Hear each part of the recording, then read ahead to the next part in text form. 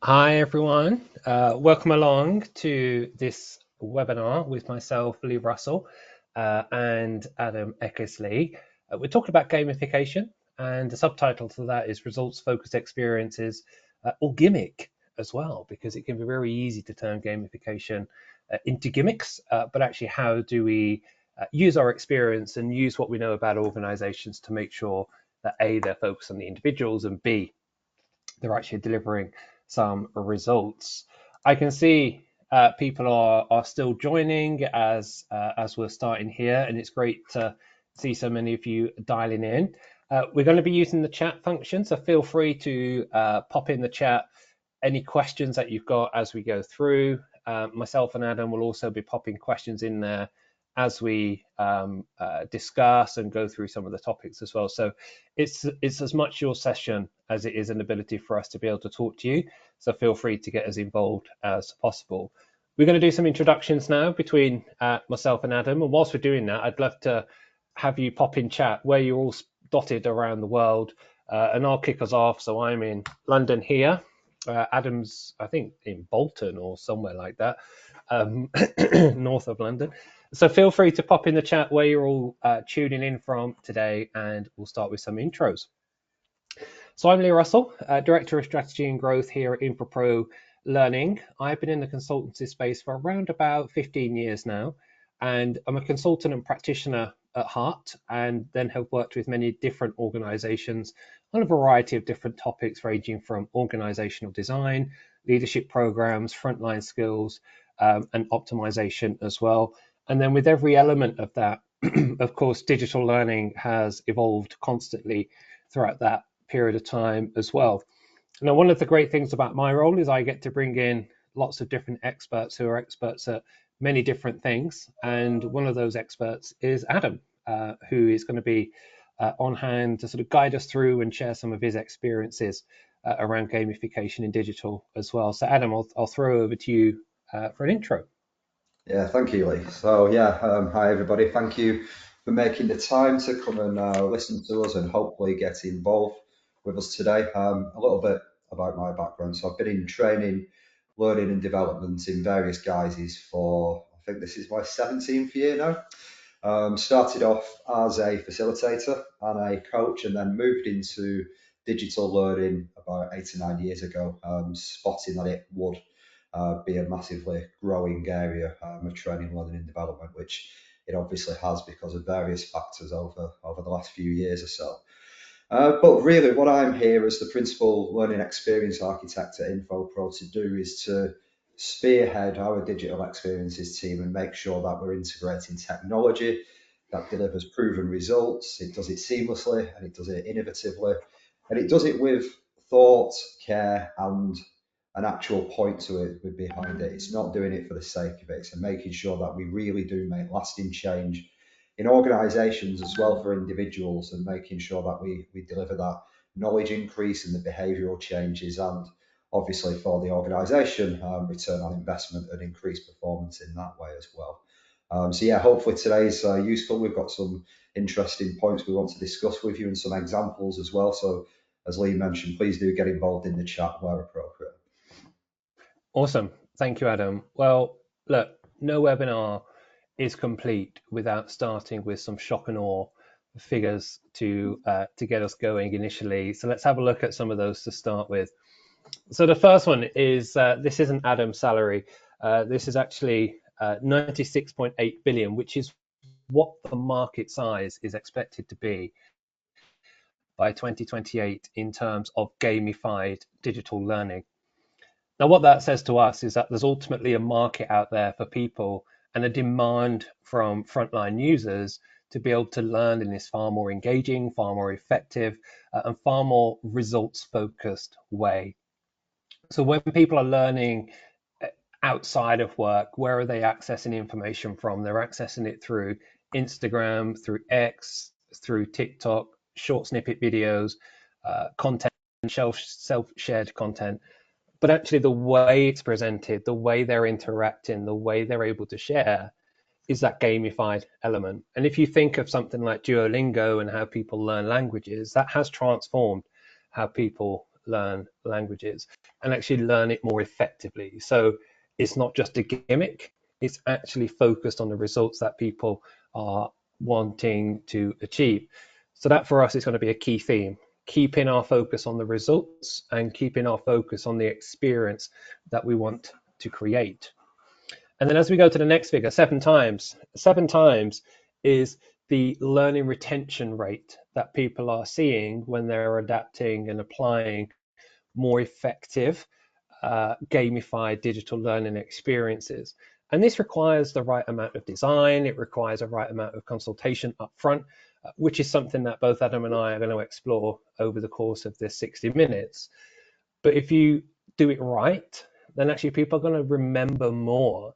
And actually, how that learning then is embedded and sustained through the organization, it delivers far more value than, say, a 45-minute flat digital learning module versus a far more engaging gamified experience, which really captures people's hearts and minds and allows them to put that learning into action. And then let's have a look at the next figure, which is 89%. And actually, this is an employee engagement boost that we've seen.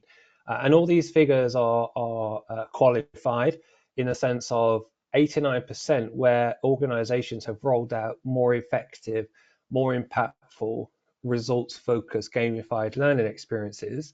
They are seeing an increased boost on employee satisfaction of around about 89%. Now, this is quite interesting because today's workforce, we often think of some of the biggest factors affecting attrition could be pay, rewards, benefits.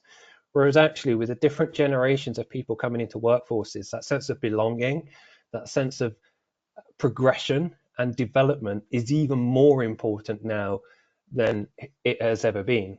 And actually, it's a time for now for organizations to think, we want to capitalize on that and we want to make the best investment possible by working on the learning and adapting our learning to replicate how people want to engage with materials and content and skills, etc., for the greater good and for our organization, whether that's our customers, internal teams, leadership, any different facet or component within the business can have a knock-on effect. So some really interesting figures, 96.8 billion in terms of the market size. So the demand is there. People are expecting this to be happening. 7 times higher learning retention. People learn more, remember more, and sustain it over a longer period of time. And then 89% in terms of the employee satisfaction boost is a key component in terms of actually how we continue to drive sustainable organizations and sustainable developmental teams and individuals in those organizations as well. So there's some shock and awe figures. Kind of wanted to paint that picture of actually what's out there, what some of the considerations are. But what we want to do is to be able to kind of delve into some of that detail about, okay, if this is the results that we kind of want to get to, what are some of the things we should be doing? What are some of the things we should be thinking about? And the first one is the do's and don'ts. So I'm going to hand over to Adam, who's going to talk you through some of the do's and don'ts in terms of what he's experienced, what he's learned, and what he's helped clients achieve as well. So Adam, over to you for some do's and don'ts. Thanks, Lee. So, disclaimer in the first instance, this is always necessary as well. This isn't every do and don'ts, obviously. I've just put kind of the top three do's and then the top three don'ts as well. And the first one, as you can see here, is to make sure that we align some game elements with the learning objectives. So, as an example, using a point system that rewards the mastery of key concepts, as it may be, putting little Easter eggs in there where if they show extra knowledge or competency against various objectives, that they're rewarded for that, and they're encouraged to strive to go further than it appears on the surface as well. But also ensuring that each of those gamified elements does directly support a learning goal as well. It's not there for the sake of it, which is where we are for don't there, seamlessly done, Lee, thank you. And making sure that we're not overcomplicating gamification elements as well. So not using too many game mechanics, for example, all at once. And also keeping the rules and the scoring system simple and intuitive as well. As Lee mentioned before, a little bit earlier, we've got a wide range of demographics that are in the workforce now, whether that's age, whether it's accessibility to technology and their understanding of it as well. So there can't be any assumptions made that we can make it overcomplicated as well. But once we do identify what elements we are going to provide, we need to make sure that the rewards are meaningful and they give actual feedback as well. So things such as offer badges that are for achievements that can represent significant milestones. For example, Tailspin AI is a great example of that.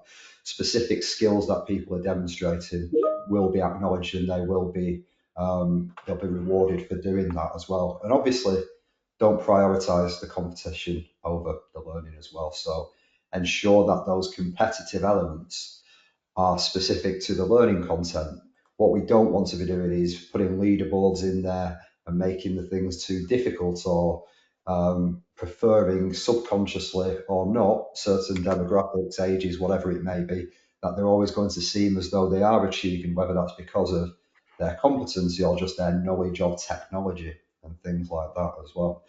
And then the third thing that I want to talk about is to use progress tracking and leaderboards as well. So things such as visual progress bars to show how far they are on the course.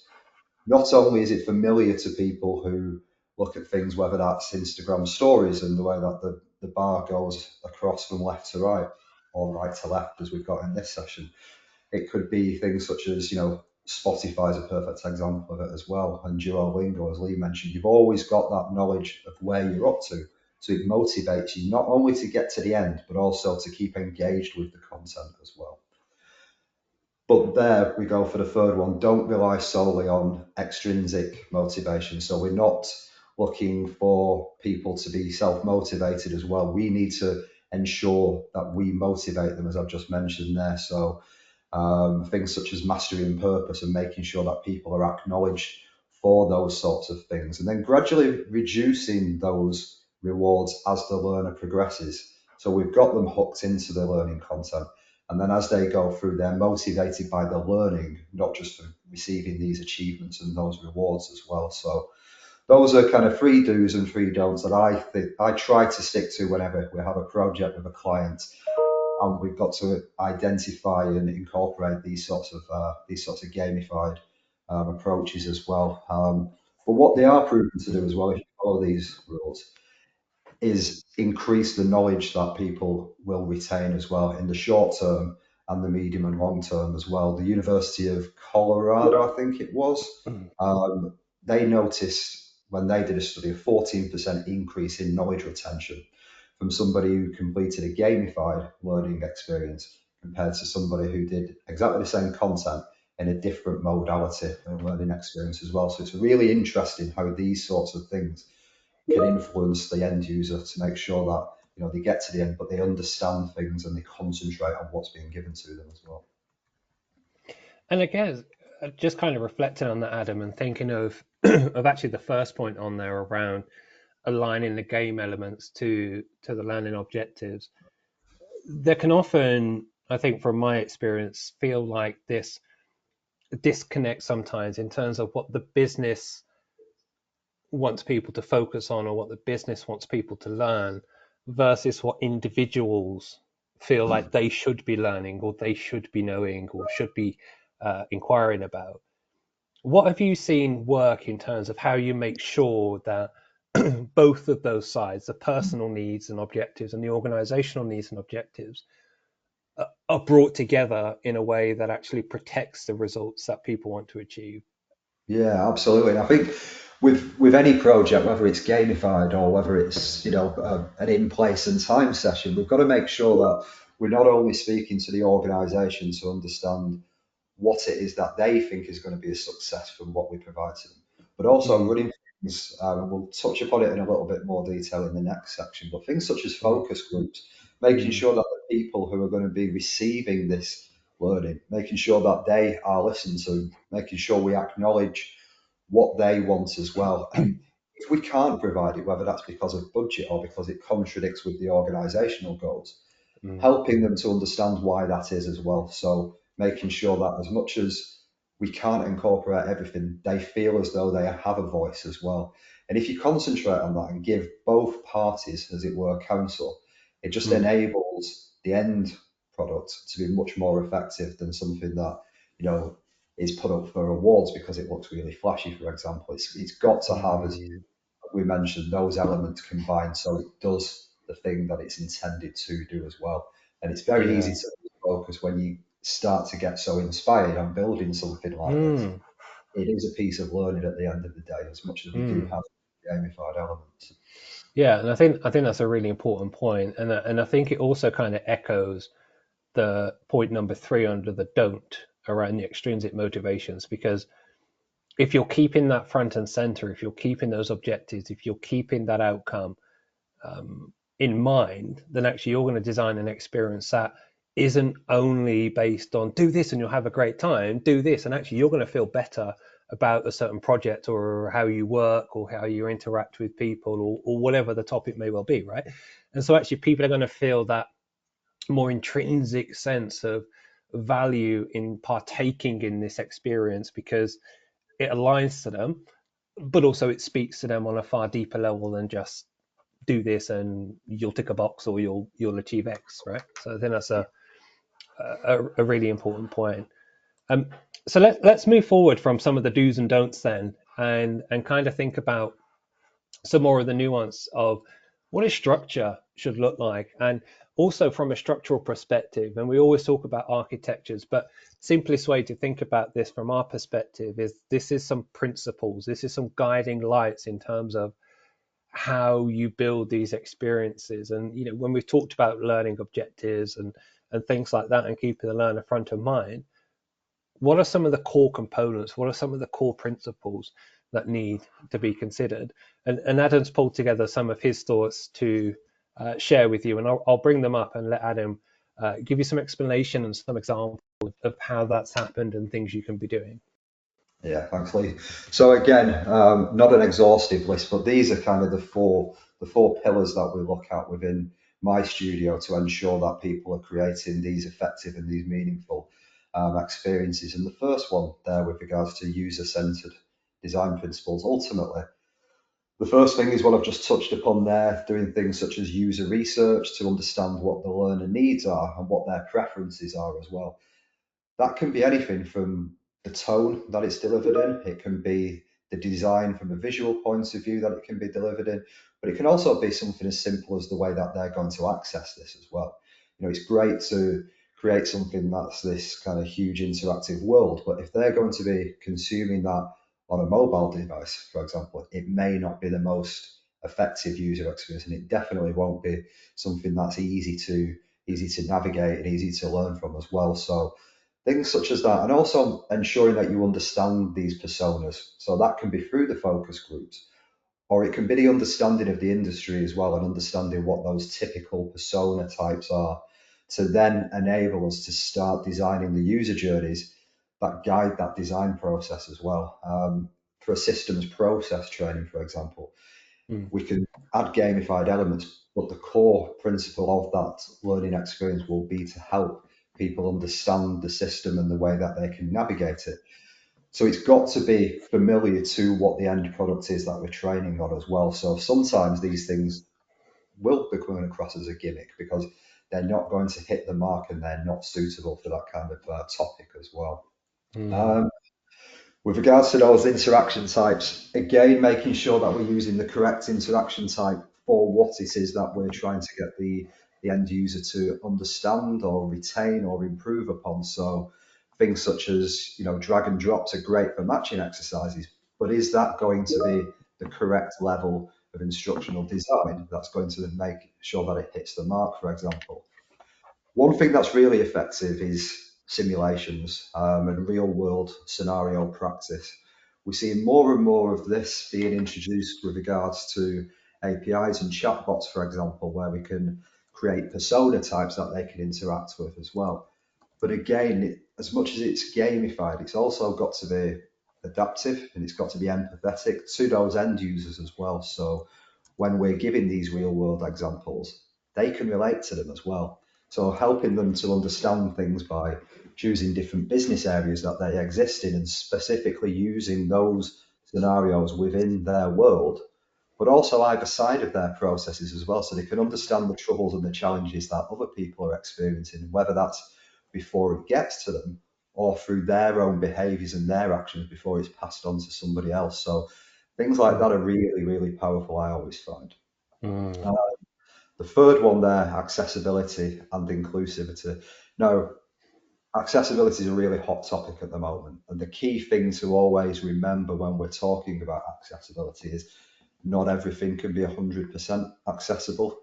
We have projects where we will do closed caption, alt text, and those sorts of things that everybody's aware of. But we've got to be making sure things such as screen readers are possible to be used at the same time as well. That becomes a challenge when we're talking about gamified learning experiences because a lot of the technology is limited with regards to Mm. what it can access and the way that that end user is able to access the information as well.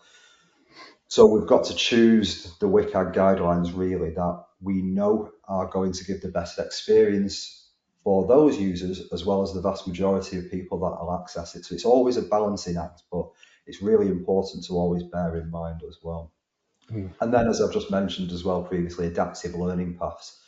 And this is something where, and it's always going to come up. So if everybody's got this on their bingo card, congratulations. But AI is really good for doing this because we can adjust difficulty based on the learner performance and help to organize data and branching scenarios, much easier than doing it from scratch and wireframing from the human mind as well. We can then put our expertise to really refine those experiences and make sure that they're really going to hit the mark as well. And also personalized content recommendations as well. Normally, that will be done through tagging, and it's quite rudimentary. But if we start to look at more advanced ways that people can interact with learning experiences, we can then start to give them a really refined and personal experience for that one individual as well. So those are really useful things I think to always bear in mind. Yourself, Mm. thoughts or anything that you've been speaking to clients about? Yeah, really, really useful points. And, I think it is worth a round of applause, a virtual round of applause, for being 21 minutes in 2024. And that's the first time we mentioned AI. The first Absolutely. time we mentioned AI, and it took us 20 minutes. There we are. Well done. Um, and I think this adaptive learning path is something that is talked about a lot with the clients that I worked with and engage with. Part of the challenge is if we're talking about large multi-billion dollar organizations with thousands of people all dotted around the world, part of their challenge is actually we want people to have a personalized approach, but what we don't want is everybody doing things at all very different times, and making we want to make sure that if there's a journey, that people are kind of going through a journey in their own way, but also in a way that kind of protects and thinks about what we want them or what we want their competency levels to be. And when we think about things like compliance and we think about things like specific regulatory trainings as an example, you're not going to want people at very different stages of assessment and qualification. So this adaptive learning path has been a very important topic, excuse me, but also one that right now doesn't have a firm answer in terms of how do you make that accessible to everybody whilst them also feeling like it's personalized. And Mm. so that's something to explore. And you did mention AI. Let's just address the artificial intelligent elephant in the room there, in the sense of viewing that as an enabler. If there is a way for AI to be able to assess those sort of competencies, present things in a way that we can then train it and say, look, we still want people to be competent in a space of 3 weeks, and it knows it's got that framework, then that gives organizations an idea in terms of how they can manage people through these processes. And this in the other point that I wanted to make was around those interaction types as well, and you briefly touched on the whole gimmick thing as well. Is you can have too many, right? Yeah. You can have too many interactions that just end up annoying people, or it detracts attention away from the content itself and it becomes more of a game than actually a learning experience. And I also remember this from brain training apps, and there was a big craze for them probably about 5-10 years ago, and I seemed to try them all at some point. And then I read something from a psychologist who said these brain training games are not actually very useful, because all you're doing is you're getting better at playing the game. It's not Mm. actually helping you do anything differently. You're just becoming better at playing that game. And also the same then applies to learning within organizations. If you think of compliance modules, the more and more you do around, say, fraud prevention, as an example, or health and safety is always a popular one, popularly unpopular. Each year you do it, are you learning more about health and safety, or are you just getting better at answering the quiz? Yeah. And actually, there's a point there where we think if we want people to kind of learn information, they're going to need to interact with that in a way that cognitively kind of surprises them and entices them and intrinsically motivates them to do something different. So it doesn't just become another test, another game. And some of these brain training ones have started to do that in terms of mixing the games up, mixing the complexity and difficulty within some of the games. But changing that, even if you're doing it the next second day, it'll be a different type of experience. So actually, when people are building these solutions, one of the things my clients say is we want this to stand the test of time, but also we don't just want it to be a one-hit wonder. So the design is crucial in terms of building in those other components to make sure that you can experience this over time, and it does feel different each time you do it, and you are learning stuff each time that you do it as well, right? I think just some points of reflection, I think, as well as what you're saying, Adam. Yeah. Yeah, definitely. I think that element of surprise is kind of Mm, that really does it. I remember doing one a couple of years ago around information security, another really, on the surface of it, enthralling topic that people look forward to doing. But we yeah. just had something that was very simple. A pop up came that mirrored an email, and it was essentially just saying, "Hi, it's the information security team. Click here for some more information." Once they clicked through, it was then said to them, "This could have been spam and you clicked through, you've not thought about it," that sort of thing.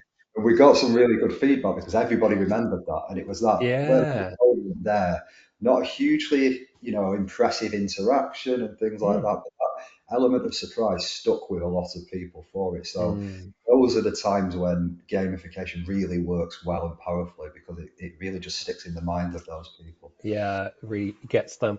And just before we move to the next slide, what I wanted to do is just to call out the fact that the team are looking into it, but there seems to be an issue with chat.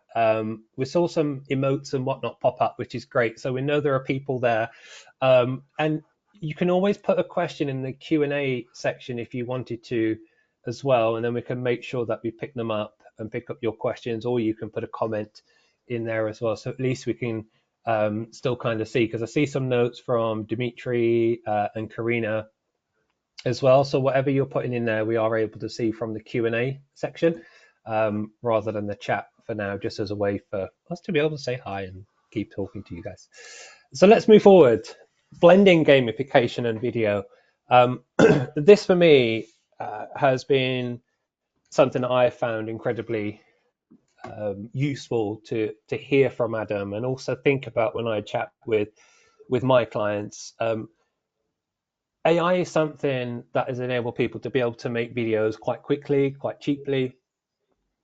Perhaps not as effective as it would do if it was done by a human, but sometimes you can just get a video done and tick a box if that's where you need to be.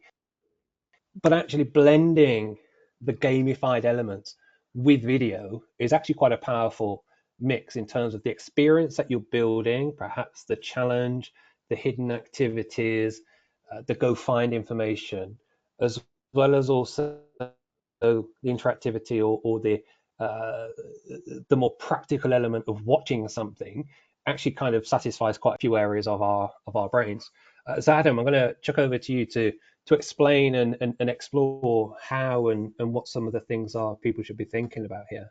Yeah, cool. Yeah, and I think the first thing to call out is that kind of stat there at the top, where 69% of people that responded to this particular survey prefer to learn about new products or services through a short video. And I think a lot of that comes from, especially currently, the way that we are consuming media, as it were, whether that's social media, whether that's actual news media, for example. Everything is very video driven at the moment, whether that's TikTok, whether it's Instagram Reels, even Spotify, like I mentioned before. You've got the videos there that are on those kind of 5, 6 second loops as well to really stimulate people and to get them drawn into the information as well. So it was surprising it was so high, but not surprising that it is a preferred method, I'd suggest. And then I've just got kind of four things again Mm, that I want to talk about there. And the first being integrating interactive elements within video content. And this is something that's, again, very powerful, where we can have the video and then maybe, for example, it's explaining a model.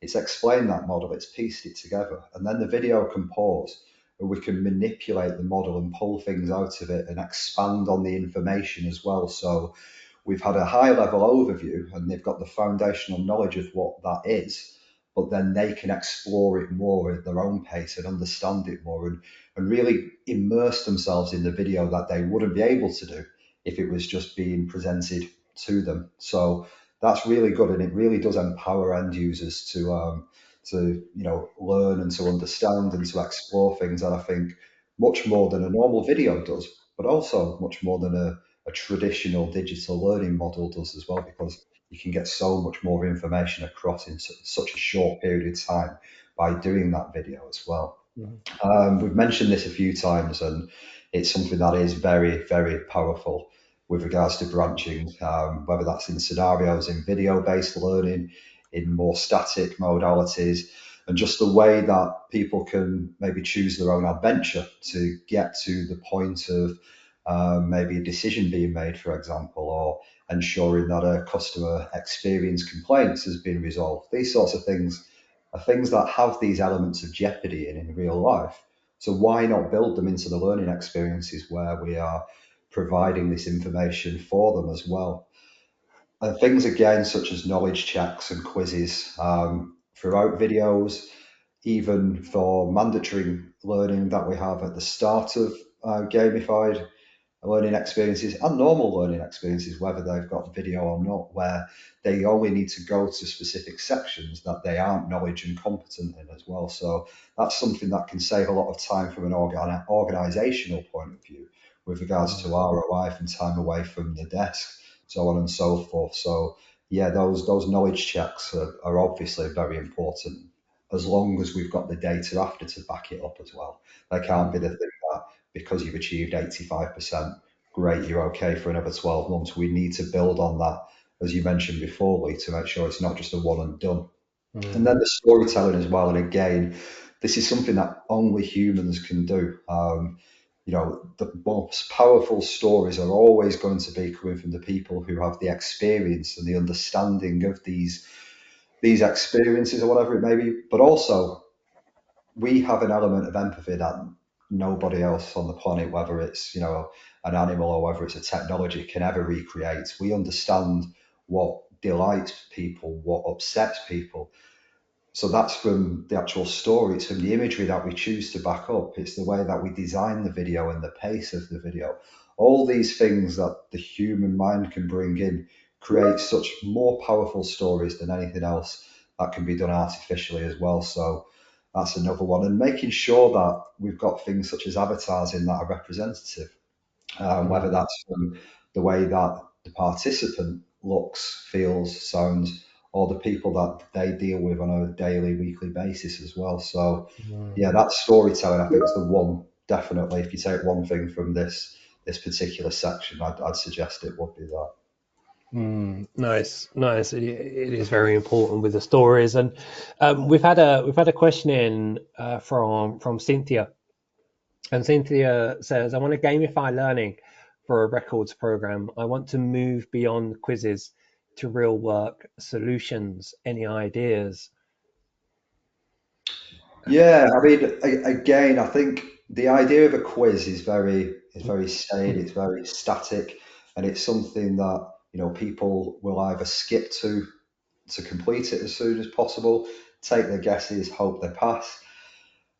If we have these things that are constantly working their way through and weaving their way through, I think that way we can pick to either branch or we can pick to ask the learner to go back to some certain information as well. But also, if you want to elevate that even further, by moving away from SCORM, for example, and going more towards an XAPI approach, as could be an idea if we've got the correct infrastructure behind it.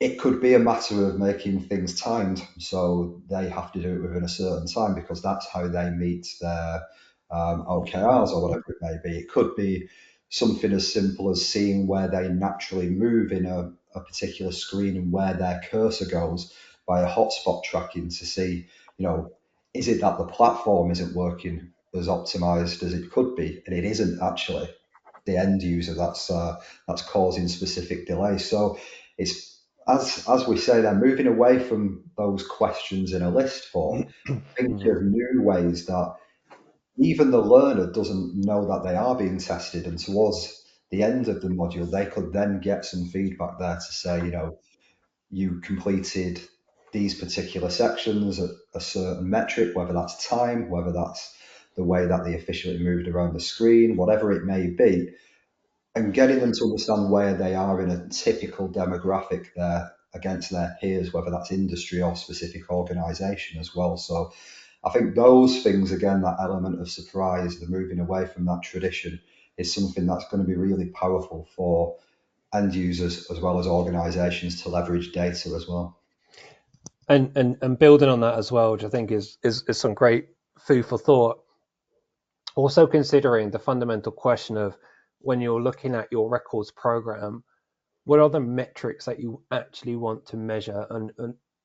And this quiz is a way for you to measure those metrics, but actually just redefining back to yourself, okay, what is it we're aiming to do as a result of this? Is it knowledge? Is it skills? Is it behaviors?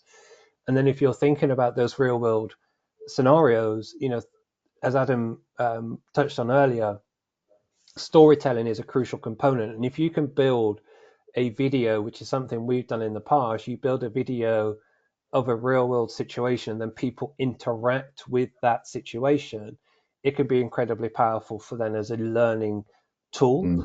And AI is kind of always there. You can have an AI chatbot that kind of pops up and helps. You can ask it questions. It might say, what do you think you missed in this situation? What do you think you perhaps could have thought of more? And people can type a response, say a response. And so actually they're getting measured on their responses. They're getting measured, as Adam then also said, about the speed of their responses as well. So there is a multitude of different things. And I think ultimately that one of the metrics you want to measure, connecting that with storytelling and then thinking about it as more of a visual kinesthetic experience that people are taking part in rather than interacting toward, can be some powerful thoughts. Hope that's given Definitely. you some food for thought on there, Cynthia, and keep the questions coming. We've got a point from Lee. Great name, lovely name. Is gamification ever a good approach for more technical policy related training? Learners need to know about a policy and enter data into our system. Each situation requires different steps they would like to take and things they have to record in the system. Do you have any links to examples of really great gamified learning solutions you could share? Um, I can answer that one for Adam. Yes, absolutely. And I think some of the projects we've worked together on around system simulations can be great and really help people navigate through something so they're A, learning the system, they're B, learning the process, and also C, understanding how to fix errors that they may make or may pop up throughout that process as well. So there are definitely examples that we can share, and on the follow up, we'll share some of those examples with you as well. But a great point to make, Lee. And I think in answer to the simple question at the top, is gamification ever a good approach for a more technical policy related training? Yes. If we think back to the start around learning retention, one of my clients is a large insurance company, and they get measured on how many times and claims. You think about claims, right? And making sure that claims are qualified, claims are paid, and claims are dealt with in the right way. And they were having some challenges, yet they had policy documents, they had a new knowledge management system, they had e-learnings coming out of their ears, training people on these policy documents and these different types of situations. But it was still kind of the same recurring issue of mistakes, mispolicy, misclaims, and claims leakage, which was paying more than the claims were entitled to.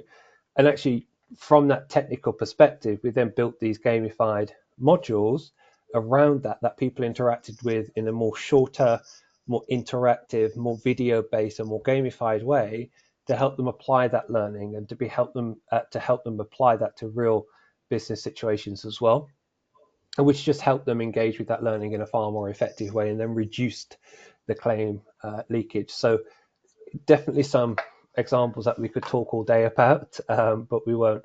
But we'll definitely be sharing some of that information following this as well. So then moving forwards from what we were just discussing there and thinking about what Adam has actually coined the power of real learning. We've talked already today about aligning to objectives. We've talked about adaptive learning and personalized learning. But how do you protect that power of real learning? Adam, give us some thoughts, give us some insights and ideas from your perspective on this. Okay, yeah, well, the first one really is a repeat from an earlier section, really, and making sure that we align these gamification elements with specific learning outcomes. So, making sure that the game mechanic is, matched to a desired learning behavior, it may be, or a specific outcome that's been identified in conjunction with the organization, but also making sure that we regularly assess that it's still hitting the mark as well, whether that's through drop off in behavior change or whatever it may be. But making sure that the gamification element is supporting the learning goals and it doesn't become that gimmick, which we all fear it can do at times as well. So, um, again, unapologetically repeating that kind of top one. The second one, with regards to game mechanics reinforcing key concepts as well, the best way we can learn is through repetition a lot of times. We keep talking about systems processes because it's a really easy way of thinking about gamified concepts there. If we know that people are repeating things, whether that's throughout the module or whether that's spaced over time where we set them daily challenges, as it may be, in more micro learning approaches, we know that that repetition is going to enable the retention to be much higher than it would be if it's one instance and then we have to rely on that motivation of the learner to, one, identify that their knowledge is decreasing again or their competency, whatever it may be, and then two, actually act upon it as well. So putting that structure in place by repeating things, whatever time difference that may be, is something that's really important to think about whether that's able to be done. And it can be as simple as questions being sent to learners or tasks being sent that take no more than 3 to 5 minutes a day, and it really helps that knowledge and retention, but it also helps the people who are taking these things to feel supported and to feel invested in by the organization as well. So Mm. that's something that I've seen that's really powerful. um, the third one down there, with regards to reflecting on activities to deepen their understanding, that can be as simple as asking the learners to journal the way that they've thought about particular sections. For example, we do quite a lot of instances where I'll ask learners to just reflect, to put some writing down in a free text box that they can then send to themselves at the end of the module. That not only gets them to think about it in real time, but also to revisit that as well and to think, when I first did this, I was really struggling with this particular concept. However, fast forward to the present day, 3 months later, I'm really confident in that thing as well. So things like that really do help, and I think it's really nice to help to get people to understand the journey that they are on personally. And those things, if we can do something like that for somebody, it's really rewarding as well. So yeah, we try to put that in as much as Mm. possible, also to balance the entertainment, again, with the actual educational value as well. So it's great to have all these fun elements, but is that replacing actual substantive content that should be in there as well? Mm, Sometimes, we've got kind of a golden rule: 10 to 15 lines of text in a digital module is the maximum you should have on one screen on a half page text, for example. Sometimes you've got to push those limits as well because concepts are really important. So let's not skip that just to do a fun drag and drop or a matching of information or something. So that's something again that's very key, and making sure as well, and this is what it all boils down to, whether it's gamified, whether it's not, whatever it may be, from a modality point of view, is ensuring that we're using analytics as well to track mm, engagement versus the learning outcomes that we've identified as well, and making sure that we adjust that accordingly as well, mm, which is a great thing when we're talking about, and you touched upon it earlier, Lee, with regards to regenerative learning and making sure that things aren't just done in one instance and then they gather kind of digital dust on the LMS. If we design it so we can break these topics out into micro learns, for example, mm, got the modality of a video that can be standalone on a particular LMS or SharePoint platform, whatever it may be, then we're able to track this engagement a lot more effectively. But also, it helps us to relaunch these learnings in a much more easy way than asking people to go and revisit that kind of 25, 30-minute module, whatever it may be as well. So that's something mm, to bear in mind when we're designing these learning experiences, to see where they can be broken up, whether it's an upskill, reskill that we can fit into an onboarding platform. All these sorts of things are things that, one, work in gamified, but also work outside as well. I think they're really important points, Adam, and something I was just reflecting on there as you were as you were talking was a conversation I had with a client yesterday who was talking about the diversity of their workforce in the sense of some people in their business have been there for 25 years. Other Mm, people, the youngest, like in terms of service, had been there for 2 months. And then they had every sort of manifestation of experience you can imagine between that 2 months uh, and 25 years. And they were discussing with me about how they adapt their portfolio, how they make sure that learning is accessible in terms of personalization, but also talking to each one of those people and meeting them at their experience level yeah, and how they start to think about that. And it reminded me of something, and we're talking about real learning here, about not forgetting the fundamentals of how we as human beings actually learn and take information in. And does a child approach in terms of repetition, as you mentioned, absolutely. And the younger generations encourage repetition to help information sink in. But mm, adults are more based on experience. And the more experience somebody has, the more blockers or barriers or cognitive issues that they will foresee mm, based on that experience. So if the learning that is being designed and developed doesn't acknowledge the types of experience or the type of situations that people might have experienced, then the real learning is not going to happen, and they'll find ways to not engage with it. And yeah, I think from a and I think from a gamified perspective, the things you talked about there are absolutely spot on in terms of that reflection activities. That gives people that opportunity to apply what they've learned to their experience and either agree or disagree. And how you reflect on that is important, and if you think about the Duolingo concept, sometimes it's about ratings. It might just be as simple as there's a 5-star rating there based on what you're going through here. Where How do you feel your confidence and competence is right now? Somebody mm, says, I'm a 2. Okay, I've got lots of experience issues that are saying how I don't think this is going to work in my world. Okay, let's build on that then. And actually it starts to adapt some of that branching that you've talked about, but also keeps people learning and keeps people engaged, because then it also feels personalized as well. And I think some really, really important points and considerations in there. And let's move on to the final section, which is the 5-step plan for enhancing digital learning. And we wanted to share this with you as a bit of a give. There's things you can start to think about, and there's things you can start to do, in your day jobs from now, um, in terms of considerations and what the possibilities are. And Cynthia just made a point there about part of that is work culture, though. Yep, totally agree. The when I've talked OD, organizational design, to people and worked on those projects, you can do all the best learning in the world, but if the organizational structure, system, processes are also not evolving, then that learning is not going to have the desired impact.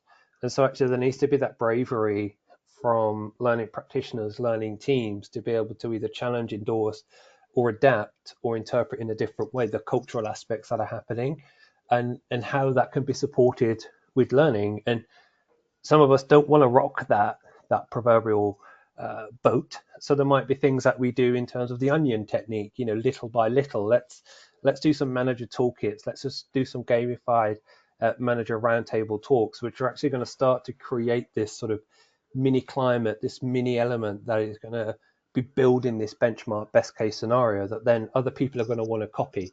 And then over time, you start to see the organizational cultural shift start to happen, but it can take 5 or 6 years for culture to move even up or down 5-10% from a rating perspective. But actually harness the healthy parts, build those into a climatic approach for gamified learning. You'll start to then see how sticky that is across other parts and how people buy into that as well. But definitely something for consideration and for thought as well. But Adam, before I keep waffling on and noodling on different things, let's go back to the 5-step plan. But great food for thought as well there, Cynthia. Thank you. 5-step plan. Over to you, Adam. Okay, so as with everything, as I mentioned today, this is very much boiled down to its most simple, and there's many processes behind this to get to a final product with it. But just wanted to kind of call in the five main things that we need to be thinking about as we go through around those much more complex development processes.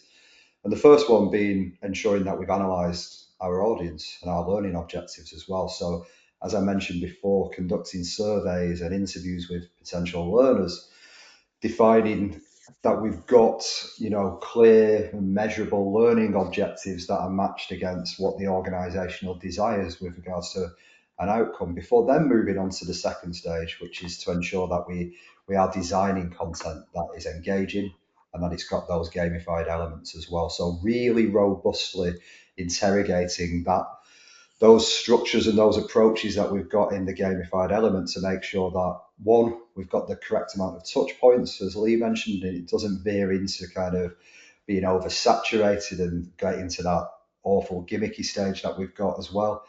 But making sure that we're developing storyboards for each of these elements or these videos that we incorporate as well. So we've the problem, or not the problem, but the challenge we have when we're talking about these more complex approaches is we can't go to a high level storyboard and then go into the stage three, which is the prototype and the gathering of feedback. Everything needs to be mapped out and challenged and critiqued. So we know that what we are developing in the first instance isn't going to be a waste of time and resource as well. Because if we do that sort of thing and just go straight headstrong into it, and again, as humans, we always want to see something developed and come to life, so we can rush that. The less interesting bits, such as storyboards. But what you'll find is once you get to step three, and we've got a minimum viable product in there, is that experience really hitting the mark? And if it's not, and it's not reflected what the audience has given you information wise in step one, they start to feel not listened to. They start to, think that, is this the most best use of my time, I suppose. They're moving away from their work to help us as SMEs understand what we need to be creating. And if they don't feel that they are being listened to by the time it gets to this kind of stage three, we're putting a lot of things at risk there. Then we get to step four, which is implementing it as well. So developing the full course, making sure that the gamified elements work and they're still reflecting what we identified in 1, 2, and 3, and we've not kind of got carried away and developed something that's more for our own enjoyment and frankly, sometimes ego, than it is for what the learner needs and the organisation needs as well. And ensuring that we've got at all times the infrastructure to back up what we're creating as well. And then finally, making sure that we evaluate and we iterate as well.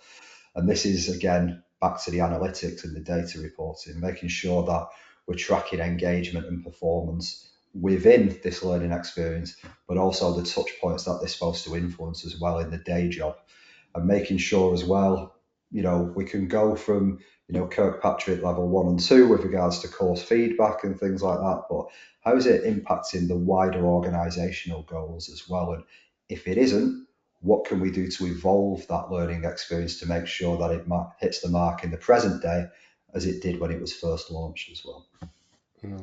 Really important points. And I think I just want to add on to that prototype point as well. It's something I've been working with a client right now, in terms of it's almost like a mini app that Mm, we're adding to their current LMS. And I think it's important for everyone listening as well to know that even if you've got an LMS right now, through the XAPI features, you can then have anything added onto the top of that and put into your LMS, which is then going to report back whatever you want it to be able to report back. And this solution that we're building right now is about customer interaction. So we've built these little scenarios where it's a real person that they're engaging with. It's got a customer engagement score that sort of goes up and down dependent on what you say to the system, to the software, and then the customer will react in real time to what you're discussing and what you're responding with, mm, and you get a measure of that engagement. Now, this is next level in for this organization in terms of what they currently offer.